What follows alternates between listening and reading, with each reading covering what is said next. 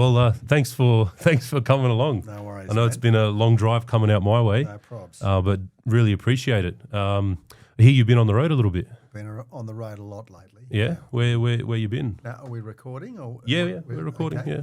Where have I been? Well, I was in Kyiv in Ukraine until a couple of days ago. I was only there for on the ground for 48 hours or thereabouts, but I was there. I've been wanting to go to Kyiv ever since the war started to show solidarity with the Ukrainian people, who I think are complete heroes against this genocidal war from the Russian dictator. So I was there. I went to a conference. I made a speech. I caught up with a mate of mine from university in England who I haven't seen for 30 odd years. Yeah. Who's now living there, and it was a wonderful trip. Yeah, and who was the speech to? Something called the Kyiv Security Forum, which one of their former prime ministers, Arseny Yatsenyuk, is running. He was good enough to invite me, and I was only too happy to go. Yeah. So I know with the current conflict between Russia and Ukraine, it's pretty polarizing. Initially, there was a lot of support for Ukraine, but we've seen sort of recently there's been a shift. Really? In a slight shift, wouldn't you say, in terms of some people, not really with the Ukrainian people, but the Ukrainian government?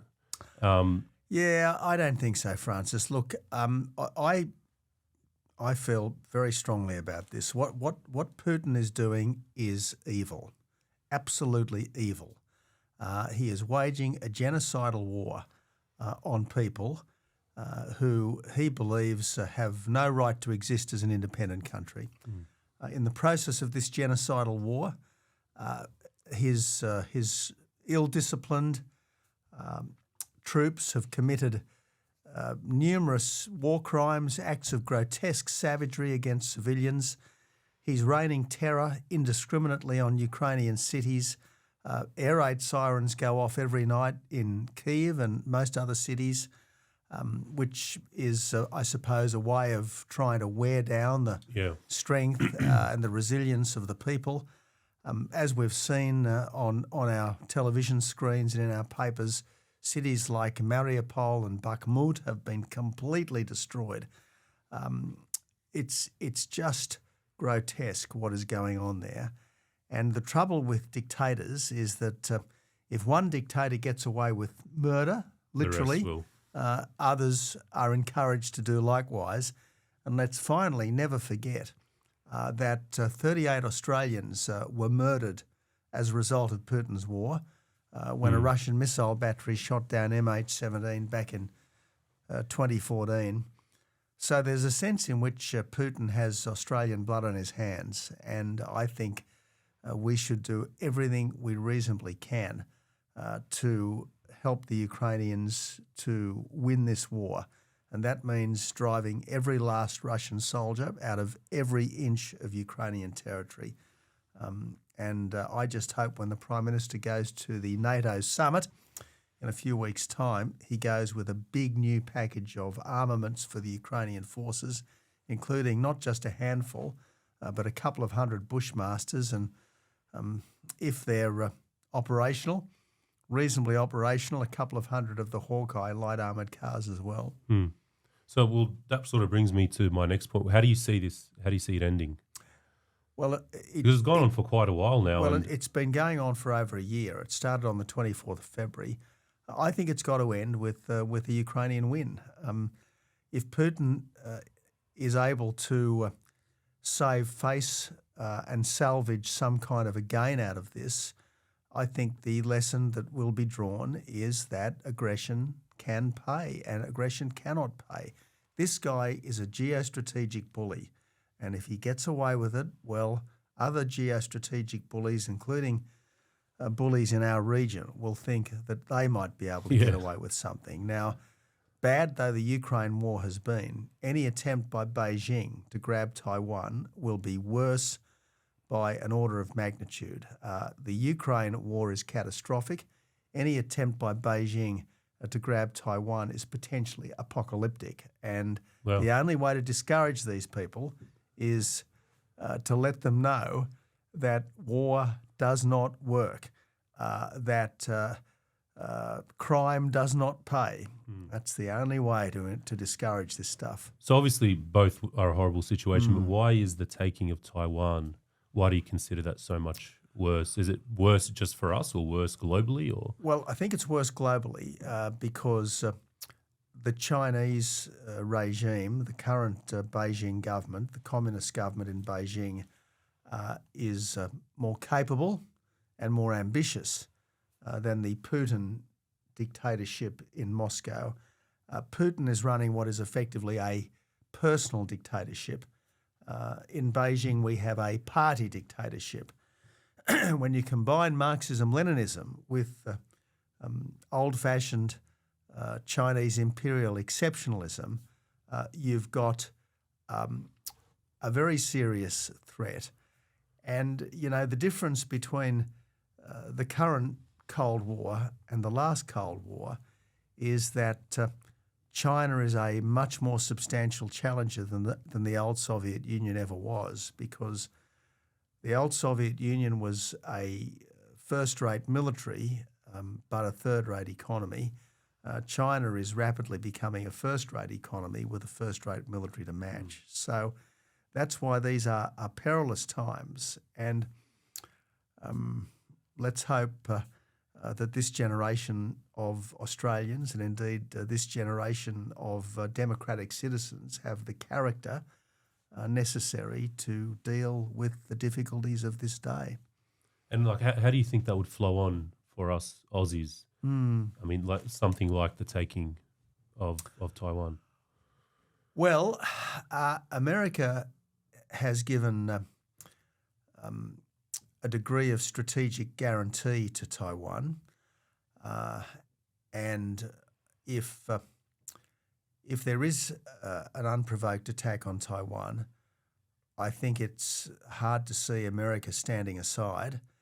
And even if America's initial inclination might be to stand aside, I don't think the Japanese will stand aside. And if the Japanese get involved, well, that would trigger the cast iron alliance relationship that exists between Japan and the United States. And I suspect it would then trigger our alliance relationships with the United States. Now, this is why it's important that Beijing be left in no uncertainty as to the consequences of any attempt to alter the status quo across the Taiwan Straits by force.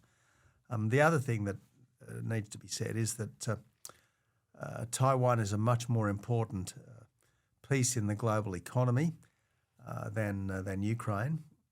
Taiwan is our fourth or fifth largest trading partner. Taiwan is the source of something like 70% of the microchips. I was going to say superconductors is the Taiwan special. So important to the global economy.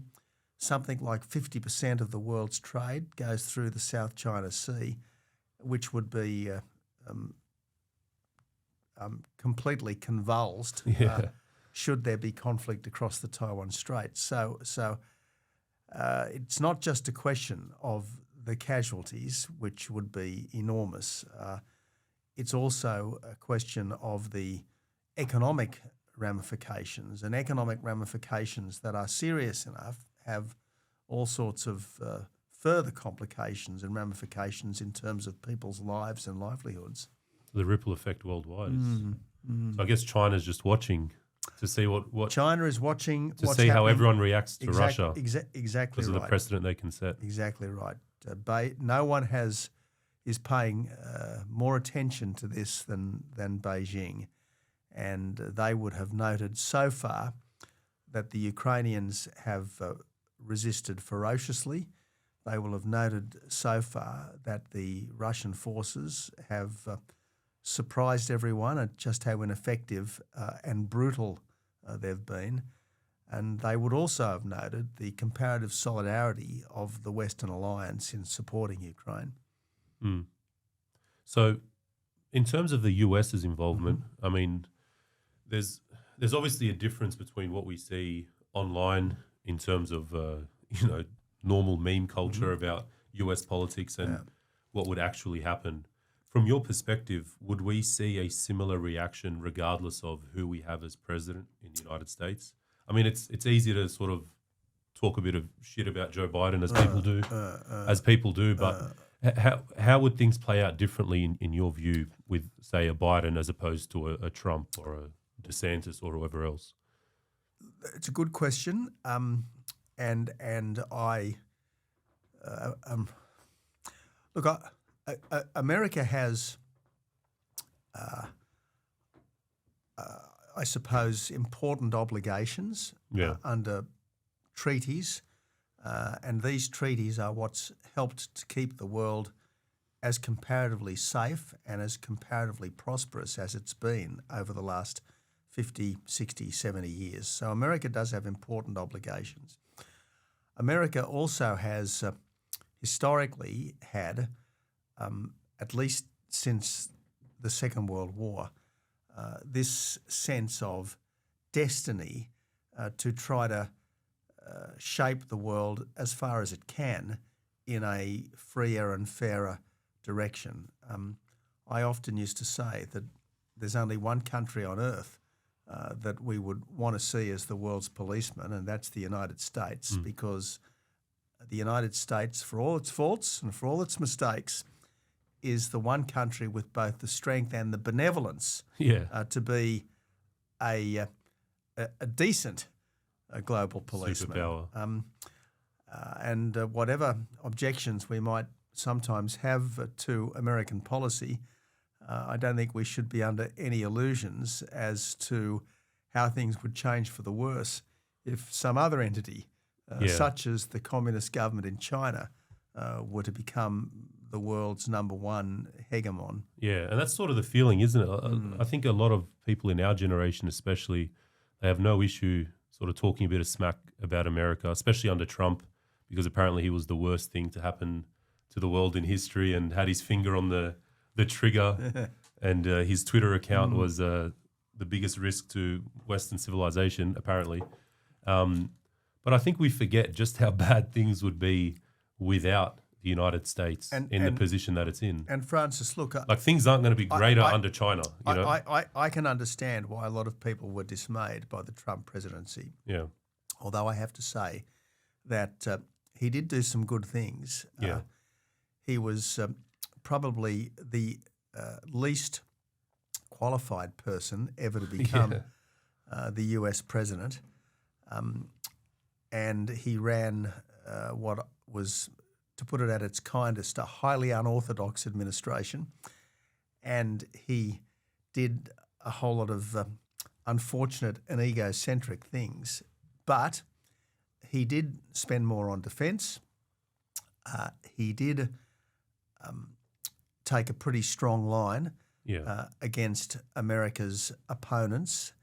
He did try to get the Europeans to do more for their own defence. And whatever you might think of the guy in terms of personal integrity, I think he had, at least for the first 3 years of his term, quite a lot of political integrity. Yeah, no, I'd agree. Probably as a person, I was never really sold on his character per se. He's probably not a guy I'd find myself hanging out with too often. But politically, I mean, he did put his foot down as a global superpower, and he was, I would like to think, taken seriously as much as we're told otherwise. I think he was taken seriously by the rest of the world because he was so unorthodox. Because he was not house trained in inverted commas. I do think he injected an element of uncertainty, even fear, in America's opponents that he might do something that they didn't expect. Now, I hope that the next US election doesn't turn out to be a rerun of Trump and Biden. I hope that both major parties in the United States are able to find younger, more vigorous and better prepared candidates for the world's most important job. But whatever happens, I think that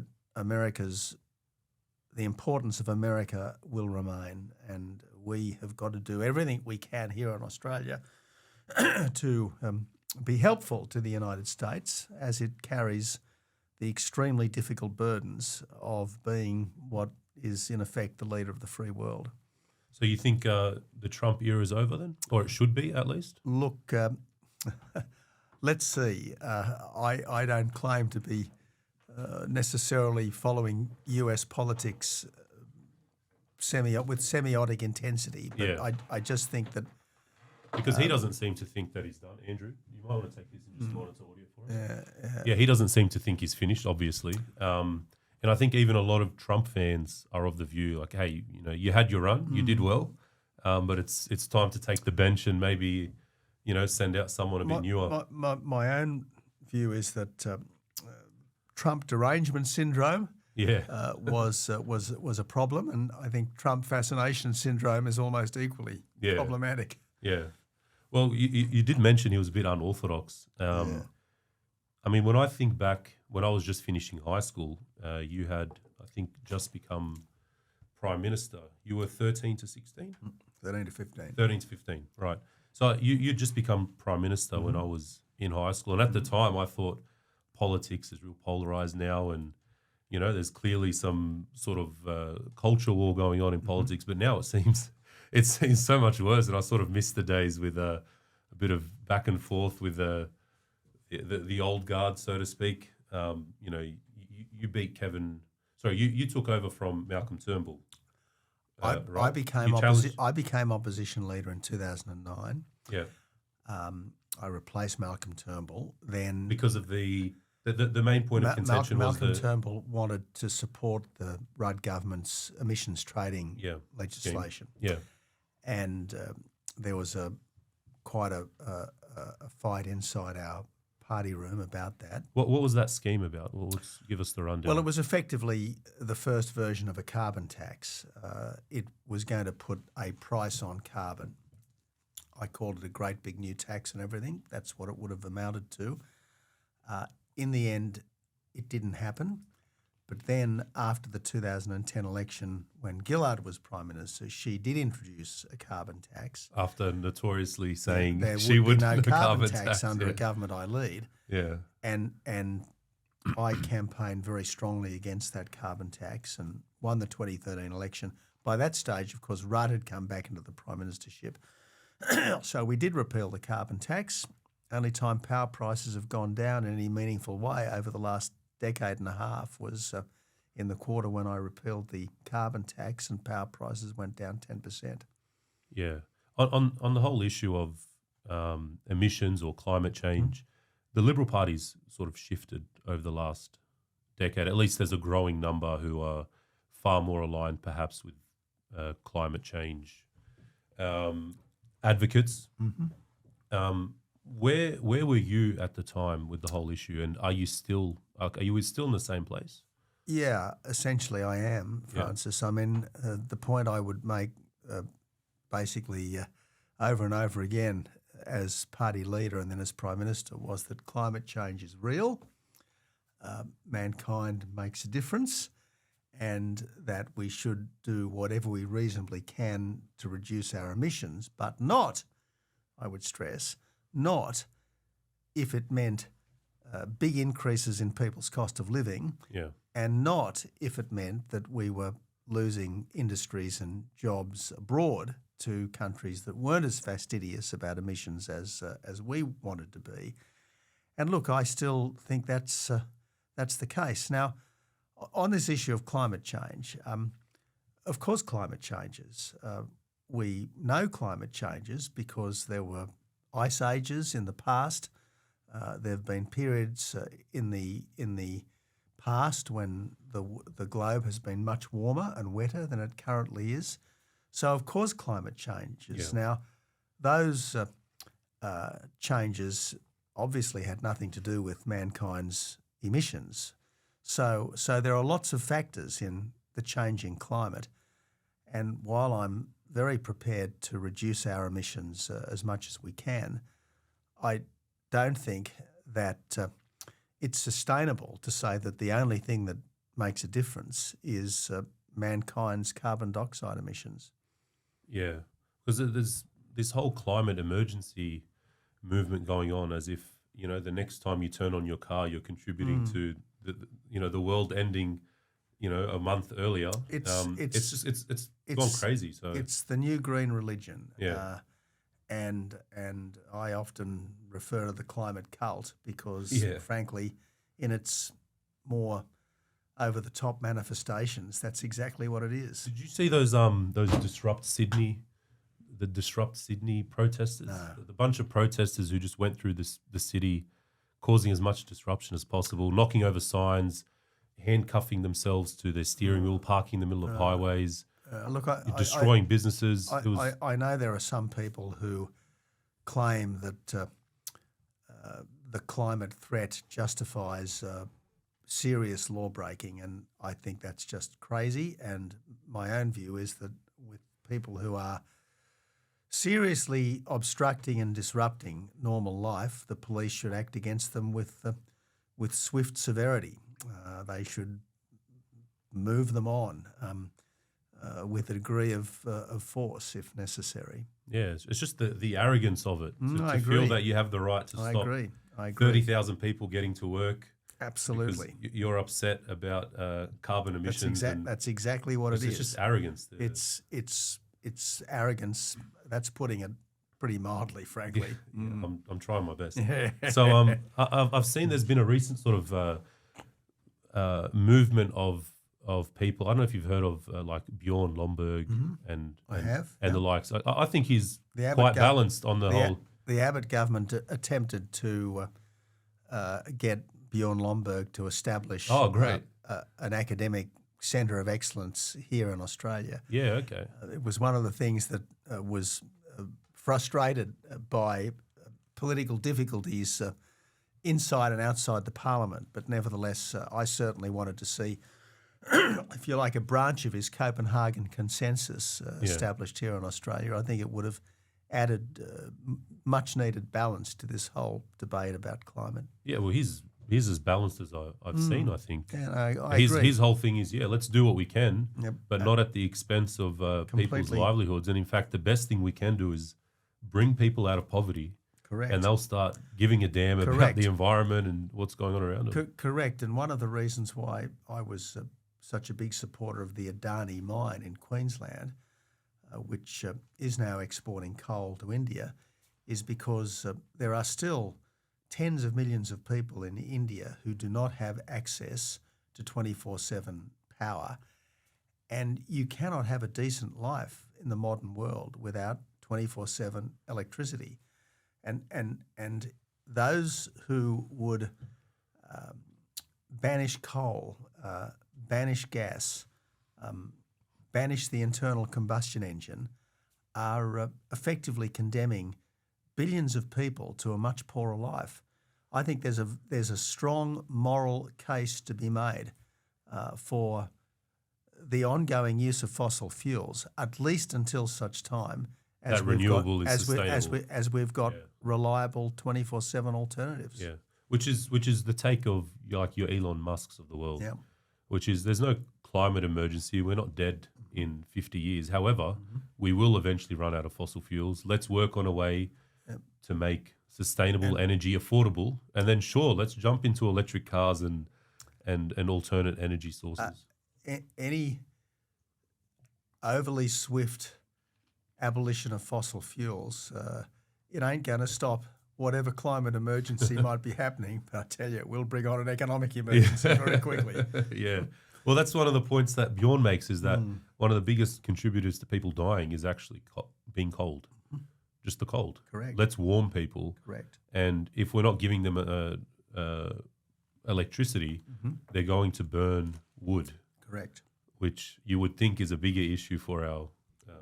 Correct. And if you want to see environmental devastation, go to countries with a lower standard of living than Australia. If you want to see deforestation, go to countries where people still rely on wood for their heating, for their cooking, for the necessities of life. Yeah, so just bring them up to the standard and things will flow from there. So you've obviously been out, you haven't been in Parliament for a while now. And when I've spoken to people that I know, I said, Tony Abbott's coming on the show. But the first question was, how the hell did you land him? Which is a point of gratitude on my part. But the second question is always, like, what does he do now? Like, what's his day-to-day? What's he involved in? I know we've been very vocal about The Voice, which we can talk about. But just generally, what is it you do at the moment, day-to-day? Well, Francis, I do a bit of this and a bit of that, like most retired members of Parliament. I feel like I'm not allowed to ask him what he does. No. I spend quite a bit of time writing, making speeches, doing podcasts.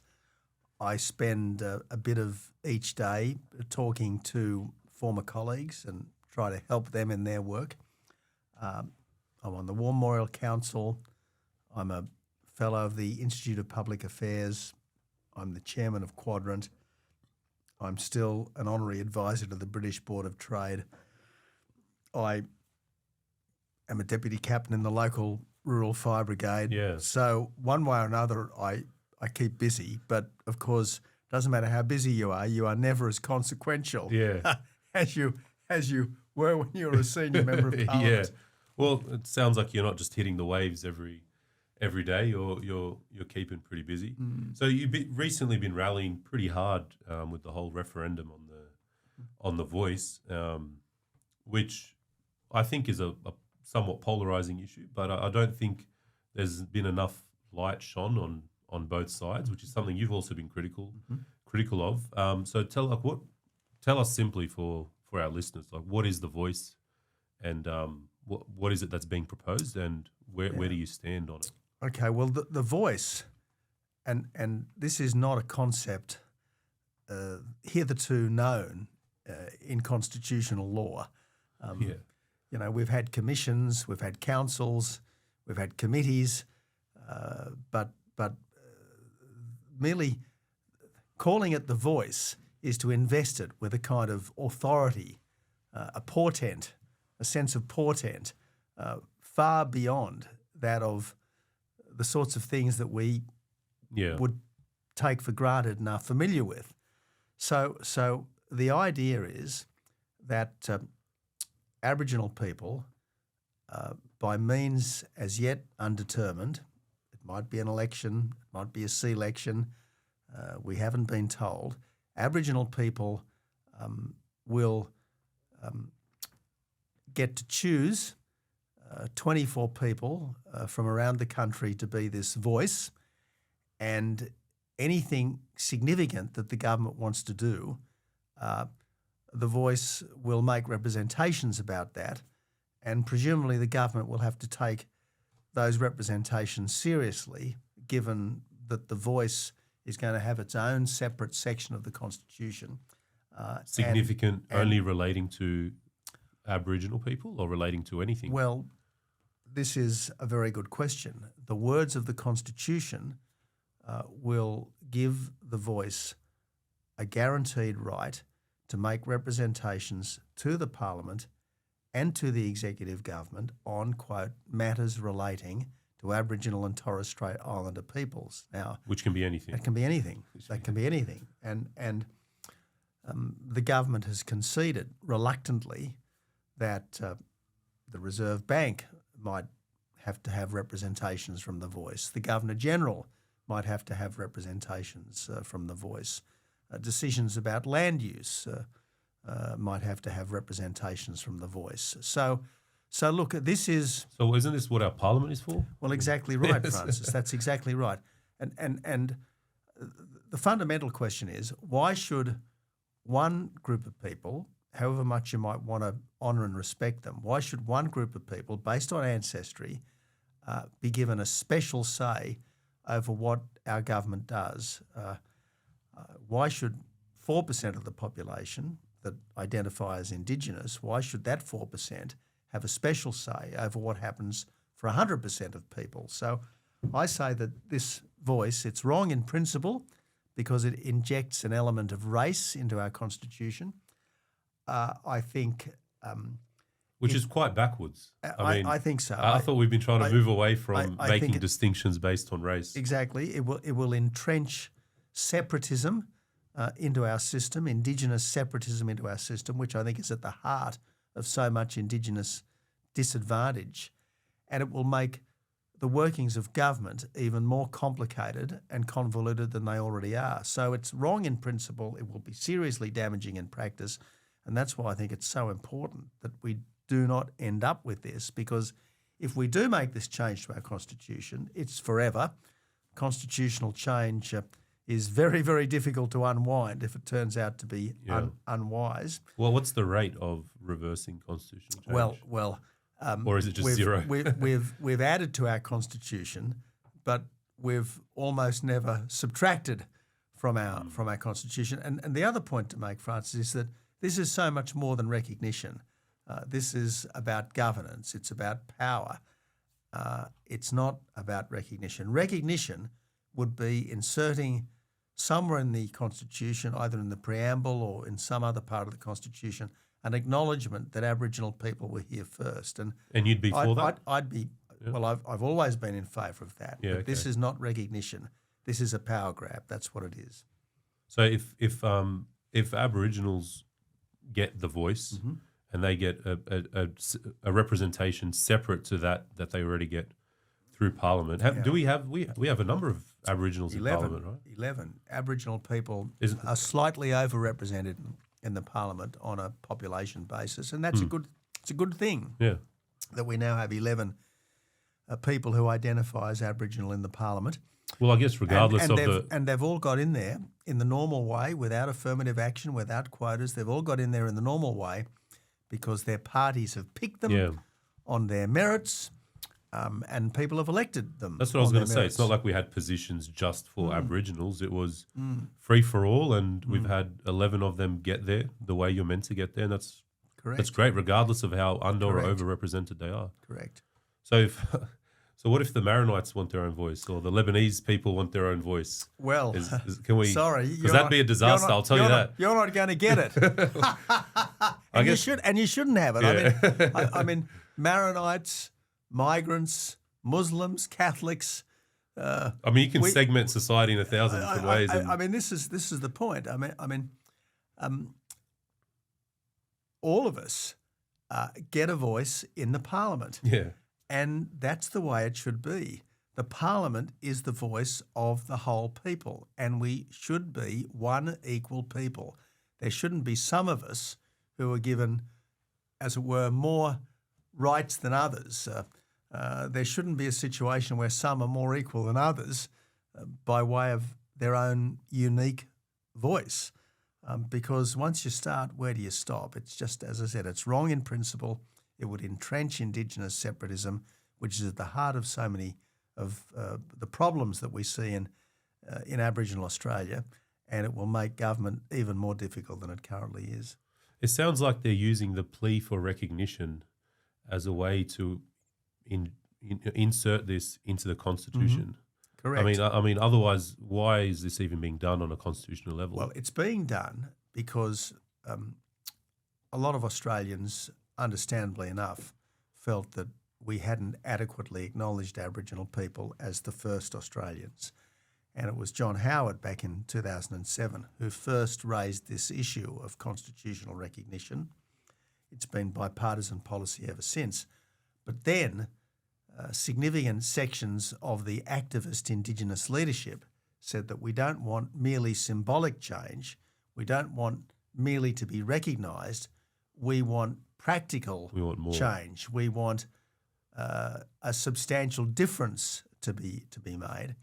And in effect, what they're wanting to do is to roll back the loss of sovereignty, as they see it, that has taken place since 1788, and restore a degree of Aboriginal sovereignty over Australia by giving the so-called First Nations this special say over just about everything that government does. That affects everyone else. Mm-hmm. It's crazy that it's actually even come to this, something of this magnitude. I agree, Francis. And yet, because it's being pitched as just a matter of being respectful and decent, because it's being pitched as just a matter of being polite, because it's being pitched as no big deal, all of those people who quite rightly and naturally want to be respectful and polite are when tempted to say yes. I suppose when it's sold as hey, we just want to respect and recognise Aboriginals, which most of us are perfectly okay with that, but there's a lot in the add-ons, in the fine print. And the Prime Minister, I've got to say, let the cat out of the bag recently. I mean, he has been saying for months and months and months that this is just a modest change, but then he went to Adelaide to give the Lowitja O'Donoghue Memorial Lecture, or the Lowitja O'Donoghue Lecture, and he said, let this be no modest change. Wow. So he suddenly changed his tune, and the fact is he's been telling the majority of voters that this is no big deal, while at the same time reassuring the Indigenous leadership that this is a very big deal indeed. And unfortunately, he allowed the truth to come out in public just the other day. Yeah, I asked him to come on the show in a couple of weeks. He said no, but we'll see. Maybe, Francis, if this show has the impact that it deserves, you might have second that thoughts it deserves. about that. I appreciate that. Yeah. I might clip that. Yeah, for sure. I can see why then you're so vocal about it. So, I mean, there's clearly been issues in the Aboriginal community for quite a while now. What is the right way about rectifying the issues that seem to particularly impact them? Okay. I mean, there's no point in denying that they've got an issue. I know you were pretty big on. You used to spend, was it a week or two every year? I was in for most of my time in Parliament. I spent up to a week, sometimes more, in remote Australia, attempting to come to grips with these problems. Look, anyone who has been to a remote Indigenous settlement knows that the essential problem is that the kids don't go to school, the adults don't go to work, and the ordinary law of the land is often not enforced. And that's why you've got the sorts of dysfunction that typify any community where kids don't go to school and adults don't go to work and the police treat it as a no-go zone. So it's not surprising that we've got difficulties. The problem is that what amounts to the guilt and the double standards that we apply towards Indigenous Australia seems to paralyse officialdom when it comes to ensuring that the same things that we take for granted everywhere else also apply in these remote places. So what do we practically do about it? Well, there are laws against truancy. They need to be enforced. There's got to be practical consequences for parents who don't send their kids to school. There've got to be people in these remote places that make it their business to ensure that the kids do go to school, whether that's the local police sergeant or the local school principal or some other entity. Likewise, we need to have effective work for the dole schemes, if you like, or employment creation schemes in these remote places. But in the end, and this is where Noel Pearson made a lot of sense on this topic, if not always on other topics. I mean, Noel Pearson would say that Indigenous kids need to be given the wherewithal to operate effectively in modern Australia. And that means, amongst other things, the kind of education that enables them to leave places that don't have an economic base, to leave places which are racked with community dysfunction, so that they can make a better life out of those somewhere else. environments. I mean, you know, our country is full of settlements that once flourished, but have now basically died because the economic base on which they were built has changed. I mean, Twofold Bay, former whaling town, Hill End, former gold mining town. And the reason why most of these remote settlements began was because 100 years ago or thereabouts, they were mission stations, most of them, and local people would come in for food, for supplies, and so on. And so communities have been created, and back then they often did have a degree of economic sustainment, cattle grazing, furniture manufacturing, their own local building industries and so on. But since the 70s and 80s, the welfare system has changed all of that. And as Noel Pearson says, welfare is the poison that's killing my people. I mean, it was the indigenous leadership back in the 70s who started to talk about sit-down money and the damage it was doing. But if you've got a welfare-dependent community, it doesn't matter where it is or who it is, that'll be a community that doesn't go well. Yeah, I've always felt a lot of welfare removes the incentive to want to climb out of the situation that you're in. I mean, it's an incentive to remain where you are, and if where you are is not a healthy environment, correct, it just becomes a spiral. Really, correct, Francis. I mean, you know, welfare should be a sort of a safety net, not a hammock, as one of my former employers used to say. Yeah. So when you mention that enforcement, like law enforcement, or the law should be properly enforced, a lot of people will suggest that the issue is with the police, you know, that somehow Aboriginals are treated differently because they're Aboriginals. And so it's almost like for that to work, we need to do away with this default idea that the police are enforcing the law on you because of who you are or your heritage. Or it's very easy for people who've done the wrong thing to claim that they have been victimised by the police. You want some more of this, by the way? No, I won't. But and I will have to wrap up pretty soon, Francis. Yeah, that's okay. That's okay. But look, 99.9% of the time, the police are just doing their job, and they need to be supported and encouraged to do their job properly, as opposed to scolded and accused of victim blaming and even racism for insisting that the law of the land applies to everyone, regardless of your ancestry. And if there are acts of domestic violence taking place, the police should stop it. If there are brawls going on, the police should stop them.